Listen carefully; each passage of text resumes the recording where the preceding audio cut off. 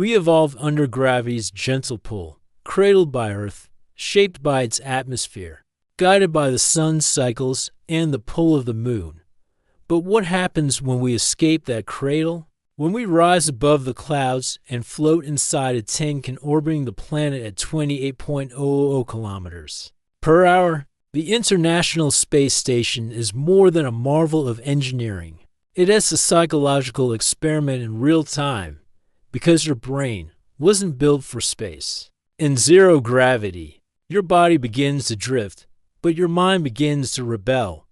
The vestibular system, responsible for balance and spatial orientation, gets confused. Your inner ear expects gravity to pull fluids downward, but in microgravity, everything floats.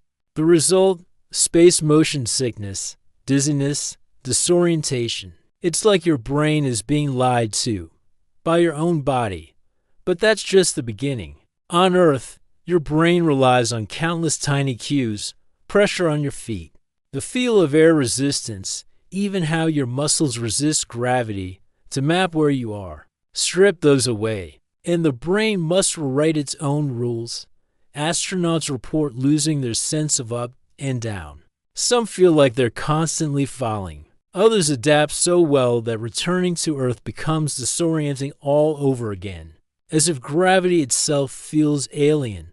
Then there's the stress, isolation, confinement, constant mechanical hums, and the knowledge that just a few inches of metal separate you from the vacuum of space. Sleep becomes fragmented.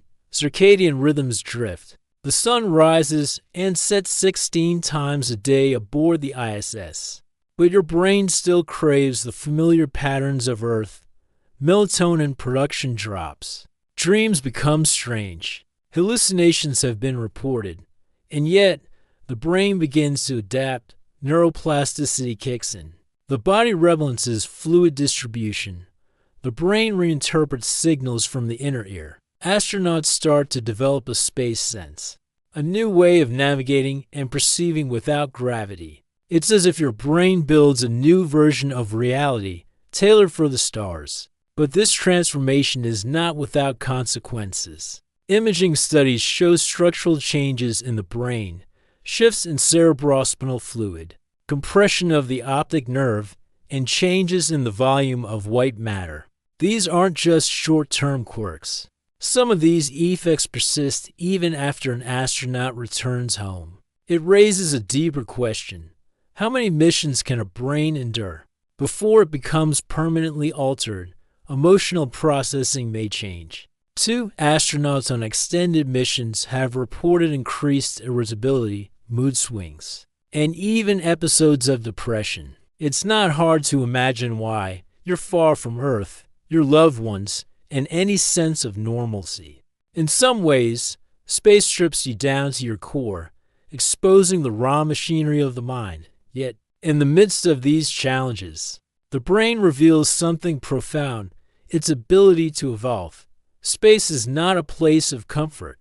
It's not designed for humans. And yet, the mind doesn't simply collapse in its absence. It adapts, stretches, rebuilds. Some astronauts return from space with improved problem-solving skills, enhanced spatial awareness, and a newfound mental resilience. But perhaps the most mysterious change is existential. Many astronauts describe the overview effect, a profound cognitive shift that occurs when they see Earth from space. It's not just awe. It's a dissolution of boundaries. National borders fade. Petty concerns seem meaningless. You're not looking at a planet filled with divisions. You're seeing one living organism, fragile and alone in the vast darkness. It's as if space doesn't just change your brain. It rewires your soul. So imagine this, a brain evolved for force, rivers, and gravity, now orbiting above the clouds, reshaping its perception, rewriting its instincts, learning to think beyond Earth. And here's the final twist. If extended space travel changes the brain, its structure, its chemistry, its consciousness, then what happens on the journey to Mars? What happens when a mind spends years between worlds, with no sunrises, no blue sky, no fresh air? Will we return as the same species or something new? If this thought warped your sense of reality, you're in the right dimension. Hit that like button to keep the algorithm floating. Subscribe to Neuroverse Dimension, where the boundaries between brain and cosmos blur. And drop a comment. Would you go to space if it meant never thinking the same again? Stay curious.